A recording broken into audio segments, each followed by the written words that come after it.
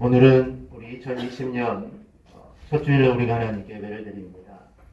올 한 해 우리 성도들의 가정과 삶에 하나님의 은혜와 복이 차고 넘치기를 주님의 이름으로 축원합니다. 우리 성도들이 정말 잘 되었으면 좋겠습니다. 그래서 여러분을 축복합니다. 가정이 잘 되기를 바랍니다. 우리의 자녀들이 잘 되기를 바랍니다. 여러분의 직장이 잘 되기를 바랍니다. 여러분의 사업장이 잘 되기를 바랍니다. 여러분의 범사가 잘 되기를 주님의 이름으로 축복합니다. 우리가 새해가 되었으니 인사 한번 할까요? 우리 새해 복 많이 받으세요.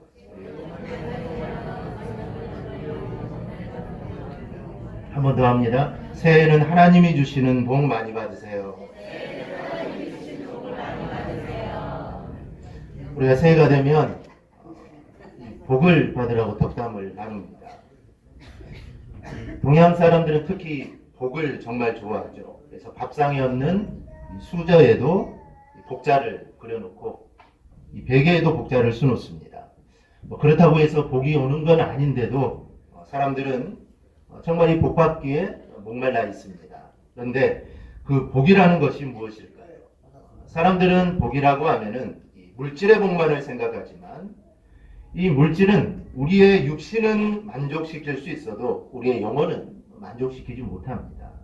즉 물질이 많아도 스스로 목숨을 끊는 사람들이 주위에 많이 있습니다. 즉 물질의 복은 이건 정함이 없습니다. 즉 물질의 복은 끝이 없습니다. 근데 성경은 어떤 사람이 성경 복이라고 할까요? 성경은 하나님을 아는 사람이 복 있는 사람이다 라고 이렇게 말씀을 합니다. 우리가 잘 아는 시편 1편도 보면은 복 있는 사람을 말하면서 주야로 하나님의 말씀을 묵상하는 자가 복 있는 사람이다. 그리고 이런 자는 시냇가에 심은 나무처럼 형통한다 라고 우리에게 이렇게 가르쳐 줍니다. 그러므로 우리가 2020년 새로운 해를 시작하는 저와 여러분 모두 그리고 우리의 가정이 정말 하나님의 말씀을 가까이 하는 그런 한 해가 되기를 바랍니다. 그리하여 좀 하나님께 영광을 돌려드리는 가정들이 되기를 주님의 이름으로 축원합니다. 미국에는 이 몇만 명씩 모이는 이 메가처치들이 많습니다. 우리나라도 많이 있는데 그 교회들마다 나름대로 영향력을 미치며 하나님의 일을 감당하고 있는데 그런데 영향력 있는 미국 교회 가운데 좀 특이한 교회가 하나가 있습니다. 그 교회 이름은 워싱턴에 있는 세이비어 교회라는 교회입니다. 이 세이비어 교회는 미국에서 가장 영향력을 주는 큰 교회 중에 하나인데 그런데 이 교회는 메가처치가 아니라는 점입니다. 이 세이비어 교회는 성도 수가 약 150명 정도 되는 교회이지만 지역사회와 믿지 않는 사람들에게 끼치는 영향력은 그 어떤 대형 교회와 비교해도 뒤지지 않는 바로 그런 교회입니다. 1947년 이 토기장이의 집이라는 간판을 달고 서점과 카페를 겸한 자그마한 매장이 이 세이비어 교회의 시작입니다. 처음부터 지역 주민들에게 가까이 복음을 전하는 것을 비전으로 삼았기 때문에 처음에는 교회보다는 서점과 카페로 먼저 시작을 하게 되었습니다. 이 교회 교인들은 하나님을 위한 철저한 헌신의 마음으로 지역 주민들을 섬기고 있습니다. 지금은 여러 소그룹을 통해 지역 주민들과 지속적인 모임을 갖고 있는데 주로 노숙인, 마약 중독자, 알코올 의존증 환자와 같이 사회적으로 소외된 계층들을 섬기고 있습니다. 이 세이비어 교회 담임인 앤린 목사님은 어떻게 이런 작은 성도로서 그런 큰 영향력을 끼칠 수 있느냐 그 비결에 대해 물었을 때 이렇게 말합니다. 우리 성도들은 지역 주민에게 하나님을 전하기 위해 봉사를 합니다. 그런데 이 헌신의 과정에서 우리들도 하나님과 함께 계심을 체험하게 됩니다. 라고 이렇게 고백을 합니다. 그렇습니다. 교회의 가치는 교회 사이즈, 건물도 중요하지만 그보다 더 중요한 것은 그 교회 성도들이 하나님 말씀을 실천하고 있는지 그리고 하나님과 함께하는 그 기쁨을 얼마나 누리고 있는지 이게 정말 중요합니다. 즉 말씀대로 순종하고 주님과 함께 기쁨을 누리는 성도들이 모인 이런 교회가 정말 참된 교회고 우리 주님께서 정말 원하시는 교회입니다. 저는 대강교회도 이런 교회가 되기를 소망합니다. 온전히 말씀대로 순종하고 정말 주님과 함께 헌신하고 주님과 함께 봉사하고 정말 주님과 함께 일함으로 그 안에서 느낄 수 있는 그 기쁨을 정말 온전히 만끽하는 그런 성도와 교회가 되기를 소망합니다. 그래 대강교회가 좀 하나님을 정말 기쁘시게 하고 사람을 행복하게 하는 교회가 되기를 주님의 이름으로 축원합니다. 그런데 안타까운 것은 이렇게 교회가 되어야 이런 교회가 되어야 하는데 교회가 본질을 잊어버리고 다른 것에 관심을 둡니다. 그러면 그것을 세상이 먼저 합니다. 그러면 교회가 세상 사람들이 걱정하는 곳이 되어버립니다. 이렇게 된다면 정말 안타까운 일입니다. 그래서 과격한 사람들은 교회는 필요 없다. 교회는 필요 없다. 교회 무용론을 주장하기도 합니다. 그런데 이 교회 무용론을 주장하는 사람에게 이여령 박사, 지금 시대의 지성인이라고 할 수 있는 이여령 박사가 들려주는 이야기가 있습니다. 이여령 박사님은 예수를 믿는 지 얼마 되지 않았죠. 그러다가 예수를 믿게 되었는데 이여령 박사가 들려주는 이야기가 있습니다. 이여령 박사에게 사람들이 왜 교회에 가느냐라고 비난적으로 묻는 사람들이 정말 많았습니다. 지성인이라면 집에서 찬송을 부르고 집에서 성경을 읽으면 되지 제발 사람들 앞에 나타나서 예수님을 믿는 티를 내지 말라라고 사람들이 많은 말을 합니다. 그때마다 이여령 박사가 그들에게 했던 질문이 있습니다. 배가 고프면 어디에 가지요? 여러분 배가 고프면 어디에 가십니까? 식당에 가지요. 무엇인가 알고 싶을 때는 어디에 가지요? 어디로 가요? 도서관에 가지요. 심심하면 어디에 가지요? 노래방에 가지요. 극장에 가서 영화를 보지요. 몸이 아프면 어디에 가지요? 병원에 가지요. 그렇다면 먹어도 배가 고프고 마셔도 갈증이 나고 놀아도 심심하고 배워도 답답하면 어디를 가야 할까요? 이렇게 말하면 되는데 이렇게 물어보면 교회 다니지 않는 사람들은 쉽게 대답을 할 수 없습니다. 즉 이 모든 것을 채워줄 수 있는 것은 세상에는 없겠죠. 사람들이 대답을 하지 못합니다. 그러면서 사람들은 또다시 묻습니다. 늘 싸우는 교회, 소송을 하는 교회, 부패한 교회, 세속화된 교회, 목사와 성도가 나쁜 짓을 하는 교회, 세상에서 손가락질을 받는 교회, 사교의 집단처럼 이상한 짓을 한다는 교회를 왜 가느냐? 라고 반박하면서 묻습니다. 그때마다 이여령 박사는 이렇게 대답을 한다고 합니다. 모든 교회가 다 영적인 것은 아니지만 역시 영혼이 메마른 사람들이 찾아가야 할 곳은 교회가 아닌가. 부패한 교회가 있다고 해서 교회에 가지 말라고 하는 것은 병원의 의사가 오진을 해서 사람을 죽였으니 앞으로는 병원에 가지 말라는 것과 같은 것이다 라고 이렇게 대답을 합니다. 그 교회는 바로 이런 곳입니다. 즉 우리의 영혼을 위해 꼭 필요한 곳이 바로 교회입니다. 그런데 그런 교회가 많은 문제점을 가지고 있는 것도 이거는 사실입니다. 뭐 그럴 수밖에 없죠. 완전한 교회가 아니기 때문에 교회들은 다 문제들을 가지고 있습니다. 그럼 교회는 어떻게 해야 될까요? 오늘 우리가 읽은 본문 18절을 보면 또 내가 내게 이르노니 너는 되돌아라.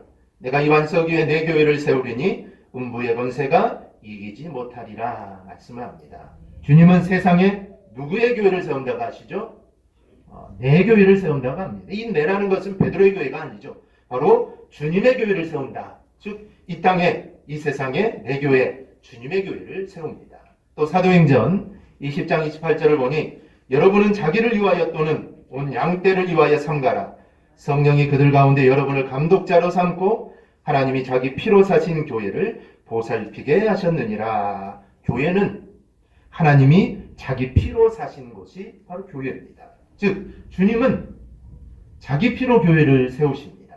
그리고 세상에 자신의 교회를 세우십니다. 그러면 교회가 무엇이기에 교회가 과연 무엇이기에 하나님이 이렇게까지 하실까요? 즉 자기의 아들을 주시기까지 즉 예수님은 왜 자기 피로 교회를 세우고 또 이 땅에 예수님 주님의 교회를 세울까요? 그 이유는 첫째 교회가 예수님의 몸이기 때문입니다. 본문 18절을 다시 보면 주님은 교회를 내 교회라고 하십니다. 내 교회다 라고 하시죠. 또 골로새서 1장 18절을 보면 그는 몸인 교회의 머리치라. 그가 근본이시요 죽은 자들 가운데서 먼저 나신 이시니 이는 친히 만물의 으뜸이 되려 하심이요. 여기서 교회를 주님의 몸이라고 합니다. 교회는 주님의 몸입니다. 에베소서 5장 23절을 보면 이는 남편의 아내의 머리됨이 그리스도께서 교회의 머리됨과 같음이니 그가 바로 몸의 구주시니라. 여기에서는 예수님이 교회의 머리라고 하십니다. 그만큼 교회와 예수님은 뗄라 뗄 수 없는 관계가 바로 예수님과 교회입니다. 즉 교회가 곧 주님이라고 해도 이것은 틀리지 않습니다.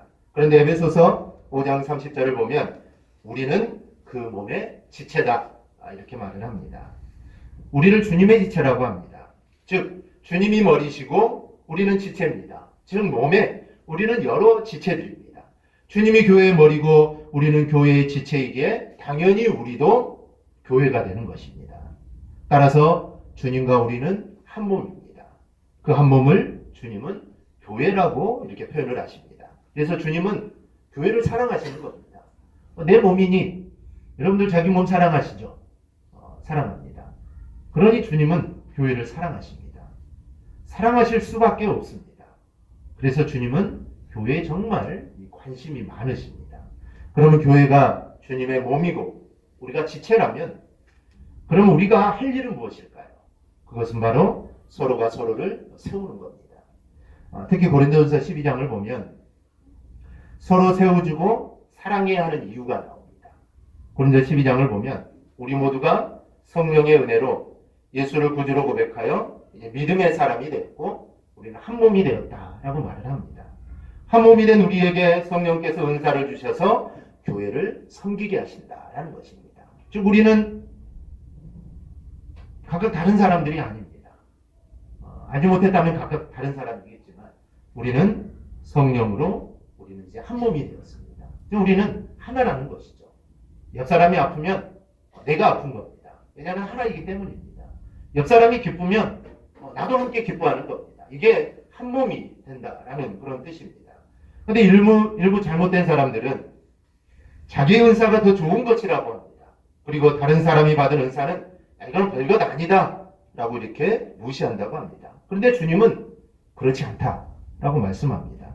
모든 은사는 다 소중한 것이고 하나님 우리에게 은사를 주신 것은 주님의 몸된 교회를 세우기 위함이다 라고 말씀을 합니다. 하나님이 우리에게 은사를 주신 것은 주님의 몸된 교회를 세우기 위함입니다. 그래 성도들끼리 할 것은 사랑밖에 없습니다. 이해하고 칭찬하는 것밖에 없습니다.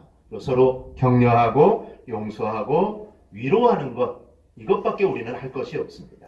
그런데 지금 교회가 문제가 되는 것이 바로 이것입니다. 즉 사랑하고 이해하고 칭찬, 격려, 용서, 위로, 친절이 가득해야 되는데 이것은 다 빠져버리고 다투고 비난하고 비판하고 원망하고 미워하는 일이 허다합니다. 그렇기 때문에 교회들이 문제가 생기는 겁니다. 왜 그럴까요? 그것은 주님의 마음을 우리가 잊어버렸기 때문입니다. 그리고 믿음의 첫사랑을 우리가 잃어버렸기 때문입니다.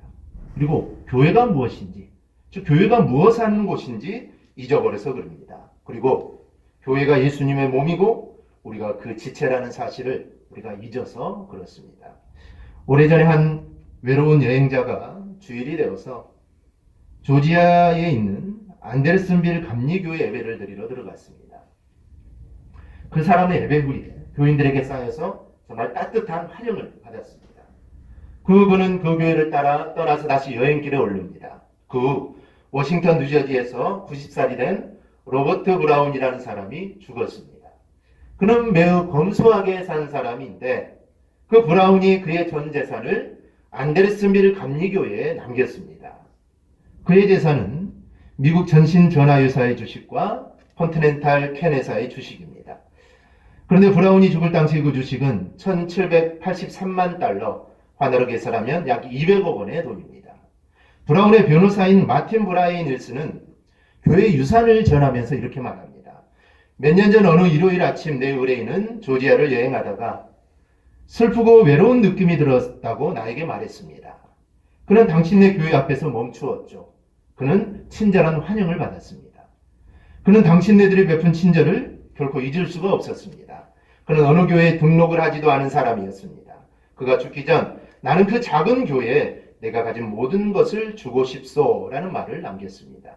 그 교회 담임 목사인 스탠퍼드 목사님과 성도들은 매우 놀랐습니다. 왜냐하면 아무도 브라운이 교회에 들렸던 사실을 그 누구도 기억하지 못했기 때문입니다. 이 말은 그 교회 성도들은 그만큼 사람들은 사랑하고 친절을 베푸는 것이 일상화되어 있었기 때문입니다. 대광교회도 이런 교회가 되기를 소망합니다. 정말 사랑과 친절이 넘치는 교회가 되기를 소망합니다. 내가 친절을 베풀어야겠다, 내가 사랑을 해야겠다가 아니라 정말 이 사랑과 친절이 몸에 배어있는 교회가 되기를 소망합니다. 그래야 주님이 그러시듯이 정말 대광교회가 고향 같고 정말 어머니 품 같은 교회가 되기를 주님의 이름으로 축원합니다. 둘째로 하나님이 교회를 이렇게 소중하게 여기시는 이유는 교회는 복음 전도의 기지이기 때문입니다.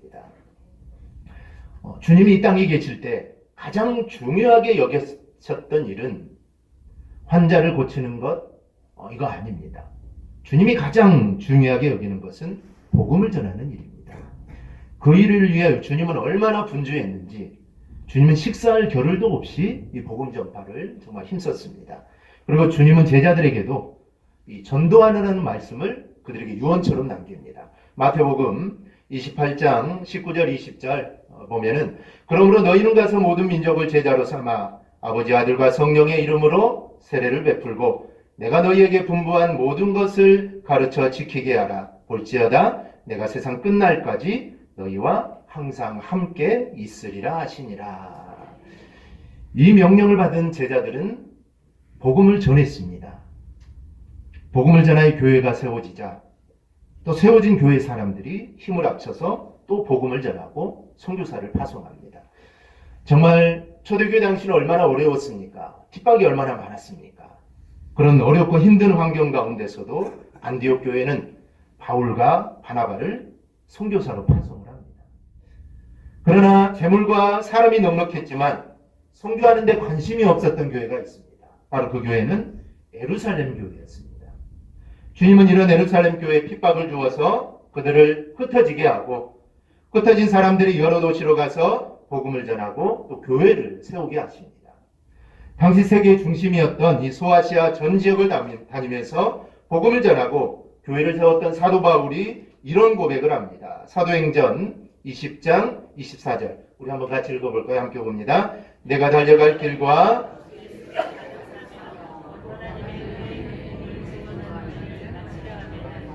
나의 생명조차 조금 더 귀한 것으로 여기지 아니하노라. 아멘. 사도 바울은 이 복음 전파에 목숨을 건 사람입니다. 심하게 말하면 사도 바울은 복음 전파에 미친 사람입니다. 미쳐 있었습니다. 복음 전파에 미친 사람입니다. 그가 그렇게 산 이유는 이 복음만이 사람을 살리는 유일한 길임을 그는 알았기 때문입니다. 그리고 죄 허물로 죽어 지옥 갈 사람을 살려내는 유일한 길이 바로 이 복음이라는 사실을 그는 알았기 때문에 이 복음 전파에 자기의 목숨을 걸고 이 복음 전파에 미쳐 있었던 겁니다. 사도행전 26장을 보면 사도 바울이 천하를 어지럽게 한다는 이유로 감옥에 갇히게 됩니다. 그래서 사도 바울을 로마 총독 베스도가 신문을 하고 헤롯 대왕의 손자인 아그리빠가 신문할 때 사도 바울이 그들 앞에서 이렇게 말을 합니다. 사도행전 26장 29절을 보면 바울이 이르되 말이 적으나 많으나 당신뿐만 아니라 오늘 내 말을 듣는 모든 사람도 다 이렇게 결박된 것 외에는 나와 같이 되기를 하나님께 원하나이다 아니라. 이 말은 아그리빠 왕의 반응이 긍정적이든 또 부정적이든 또는 중립적이든 개의치 않고 지금 사도 바울 자기가 해야 될 말을 지금 하고 있는 겁니다. 바울은 정말 지금 자신의 생사를 쥐고 있는 아그리빠에게 개인적으로 대답하는 것이 아니라 그 청문회에 모이던 모든 회중 앞에 너희도 모두 다 같이 나와 같이 되기를 원한다. 즉 너희 모두도 정말 복음에 목숨을 걸기를 원한다. 복음에 미쳐 있기를 원한다. 즉 예수 그리스도를 믿고 너희도 구원받기를 원한다. 이런 담대하게 그들에게 신앙의 공고를 합니다. 얼마나 담대합니까? 지금 이 자리는 목숨이 왔다 갔다 하는 그런 상황입니다. 말 한마디 잘못하면 죽는 상황입니다. 원래는 죽일 수는 없지만 이들은 스데반도 죽였고 예수님도 다 죽였습니다. 그렇기 때문에 사도 바울 하나 죽인다는 것은 이거는 쉬운 일입니다. 그런데 사도 바울은 그 앞에 정말 담대하게 합니다. 사도 바울이 이렇게 담대할 수 있었던 것은 이 복음에 대한 확신이 있었기 때문입니다. 그 복음의 확신이 사도 바울을 담대하게 만든 겁니다. 이렇게 교회는 예수님을 믿어 말씀 훈련, 신앙 훈련을 받아 복음을 전하는 교회가 되어야 합니다. 주님은 교회가 복음을 전하는 복음의 전진기지가 되기를 원합니다. 그래서 모든 사람이 다 구원받기를 원하십니다. 주님이 교회를 세운 이유가 바로 여기입니다. 그러므로 지구상에 있는 모든 교회, 즉 그 교회가 큰 교회든지 아니면 정말 작은, 정말 저 시골 아니면 섬에 있는 정말 작은 교회든지 이 지구상에 있는 모든 교회는 이 사명을 감당해야 됩니다. 복음을 전하지 않는 교회는 주님의 몸된 교회라고 절대로 할 수가 없습니다. 이것은 교회의 사명이자 또 우리 모두의 이 사명입니다. 웨스트민스터 신앙 소요리 문답 제1번의 문항을 보면 사람이 제일 되는 목적이 무엇인가? 라고 질문을 합니다. 우리 이 질문에 대한 답으로 사람이 제일 되는 목적은 하나님을 영화롭게 하는 것과 영원토록 그를 즐거워하는 것이다. 이렇게 말을 합니다. 그렇다면 하나님을 영화롭게 하는 방법이 무엇일까요? 많이 있겠죠. 여러 가지가 있지만 하나님을 가장 영화롭게 하는 방법은 복음 전파를 통해 한 영혼을 구원하는 일입니다. 바로 이것을 하나님을 영화롭게 하는 겁니다. 이거보다 하나님을 더 영화롭게 하고 하나님을 기쁘시게 하는 것은 이 세상에 없습니다. 그러므로 대강교회와 우리 모두는 정말 복음 전파에 우리가 온 힘을 다해야 합니다. 그래야 하나님을 온전히 기쁘게 해드리는 한 해가 되기를 주님의 이름으로 축원합니다. 세 번째로 하나님이 교회를 이렇게 소중하게 여기시는 이유는 교회가 진리와 기둥과 터이기 때문입니다. 디모데전서 3장 15절을 보면 만일 내가 지체하면 너로 하여금 하나님의 집에서 어떻게 행하여야 할지를 알게 하려 함이니 이 집은 살아계신 하나님의 교회요 진리의 기둥과 터니라 라고 말을 합니다. 이 말씀은 사도 바울의 교회관이 잘 드러난 말씀입니다. 바울은 디모데가 섬기고 있는 교회의 본질을 설명하기 위해 자신의 교회관을 세 가지로 설명하는데 그것은 첫째, 교회는 하나님의 집이요. 둘째는 살아계신 하나님의 교회요. 셋째는 진리의 기둥과 터다라고 말을 합니다. 바로 이 중에 하나로 교회는 진리의 기둥과 터입니다. 그러면 교회가 진리와 기둥의 터라는 의미가 무엇일까요? 이것은 솔로몬의 성전 앞에 세워진 두 기둥의 의미를 우리가 알아야 합니다. 역대하 3장 17절을 보면 솔로몬은 성전을 짓고 그 성전 앞에 두 기둥을 세웠는데 왼쪽에 하나요 오른쪽에 하나라. 오른쪽 것은 야긴이라 불렀고 왼쪽 것은 보아스라 불렀더라. 이렇게 합니다. 이 야긴이라는 뜻은 하나님이 세우실 것이다 라는 뜻입니다. 즉 이 말은 성전과 다윗 왕조를 세우고 지탱해 가시는 분이 오직 여호와 하나님이라는 그 신앙의 고백입니다. 또 보아스라는 것은 하나님의 힘, 능력을 의미합니다. 이는 다윗 왕조에게 힘과 능력을 주시는 분은 바로 오직 하나님이시라는 이 신앙이 반영된 것이고 하나님에 대한 절대 의존을 상징하는 것이 이 보아스라는 이 한쪽의 기둥입니다. 이 두 기둥은 노수로 만들어졌으며 높이가 8.1m이고 둘레가 5.4m입니다. 그리고 기둥의 꼭대기에는 2.25m 크기의 장식이 달려있는 정말 거대하고도 단단한 이 기둥입니다. 이 기둥은 이스라엘과 다윗 왕가에 대한 하나님의 마음을 보여주는 겁니다. 즉 성전 입구에 세워진 이 두 기둥은 하나님께서 그분의 능력으로 이스라엘을 세우신다라는 그런 뜻입니다. 이건 지금도 마찬가지입니다.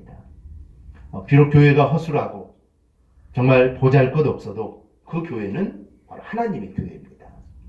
하나님의 힘과 능력으로 하나님 그 교회를 세우셨습니다. 그리고 그 교회에 사명을 주셨습니다.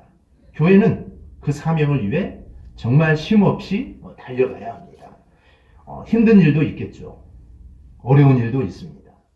때로는 물질이 없어서, 때로는 사람이 없어서 포기하고 싶을 때도 있을 겁니다. 그러나 절대로 포기해서는 안 됩니다. 포기하는 순간 그 교회의 은혜의 촛대, 축복의 촛대는 옮겨지는 것입니다. 교회의 크기가 문제가 아닙니다.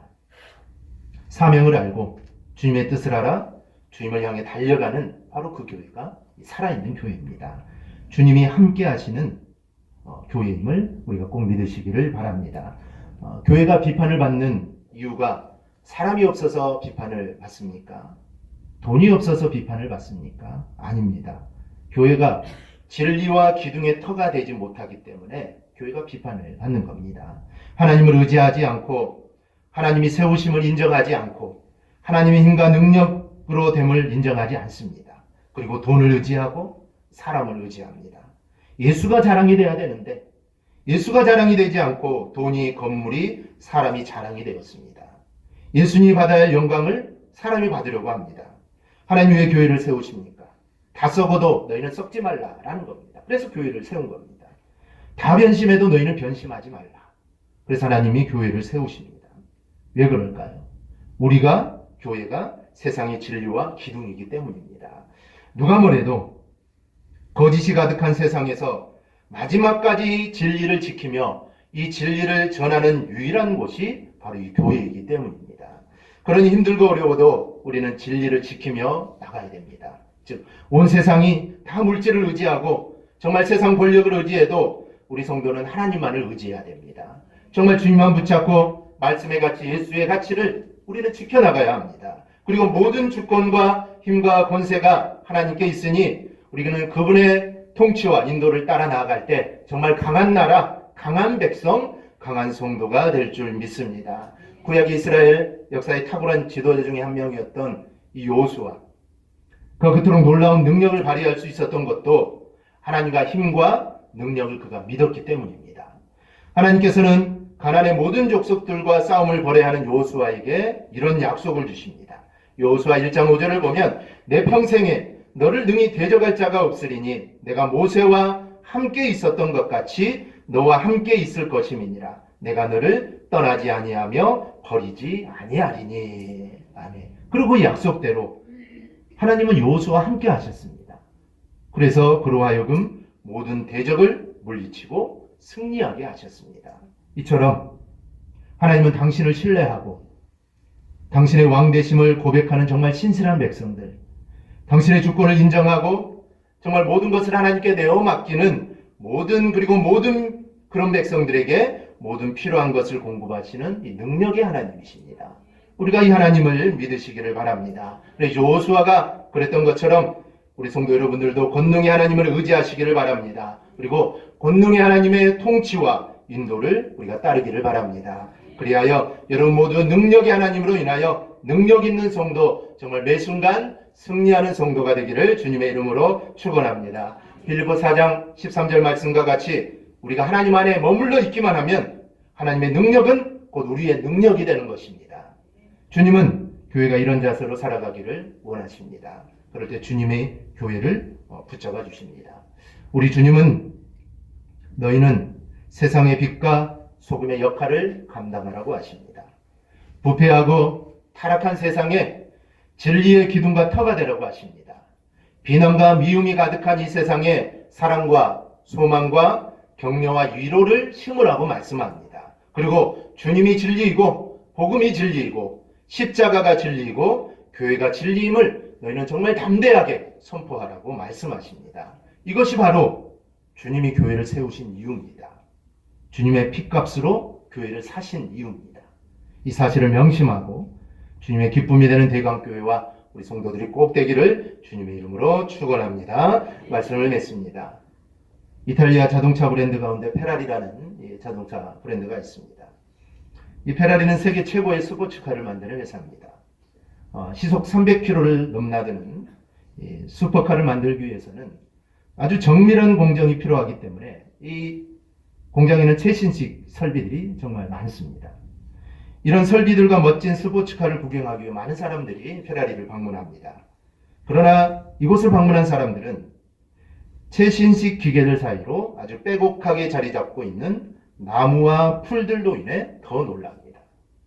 페라리 공장은 건물 사이마다 녹지가 조성되어 있고 심지어는 고가의 설비들 사이에도 꽃과 풀들이 가득 자리를 잡고 있습니다. 이런 모습은 식물이 죽는 곳에서는 사람도 죽는다는 이 페라리 회사의 철학 때문입니다.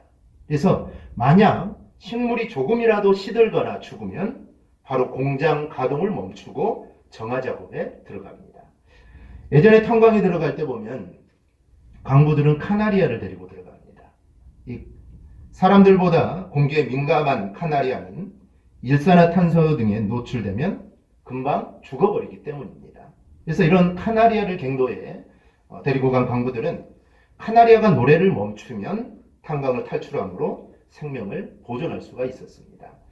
공장의 식물, 탄광의 카나리아와 같이 이 세상에서는 교회와 성도들이 양심의 기준이 되어야 하고 그리고 자정작용의 중심이 되어야 합니다. 교회가 병들고 아프면 기준이 모호해지고 사회가 무너집니다. 그러니 교회가 세상의 본이 되고 기준이 되도록 우리는 늘 기도하는 마음이 우리 가운데 있어야 합니다. 그리고 2020년 새해를 맞이하는 우리 사랑하는 성도 여러분, 교회는 주님의 몸입니다. 그리고 교회는 복음의 전진 기지입니다. 그리고 마지막까지 정말 주님이 이 땅에 다시 오시는 그날까지 주의 진리를 지키는 터전이 바로 이 교회입니다. 그래서 세상은 다 썩어지고 세상은 부패해도 절대로 교회는 부패해서는 안 됩니다. 기준이 돼야 되기 때문에 어찌하든지 교회는 정말 말씀 안에 굳건하게 서 있어야 합니다. 그래서 주님은 교회를 세우시고 내 교회다. 너희의 교회가 아니라 이 교회는 내 교회다라는 겁니다. 그리고 교회를 내 몸이다 라고 이렇게 말씀을 하십니다. 그러니 우리 모두 정말 이런 교회를 함께 만들어 나가야 합니다. 혼자는 할 수 없겠죠. 혼자는 할 수 없습니다. 우리가 함께 해야 되는 겁니다. 그래서 올 한 해 우리가 서로 협력하여 정말 주님이 정말 기뻐하시는 교회를 만들어 나가 올해 표와 같이 평안하에 든든히 서가는 교회를 이루어 나가기를 주님의 이름으로 축원합니다. 아멘. 기도하겠습니다.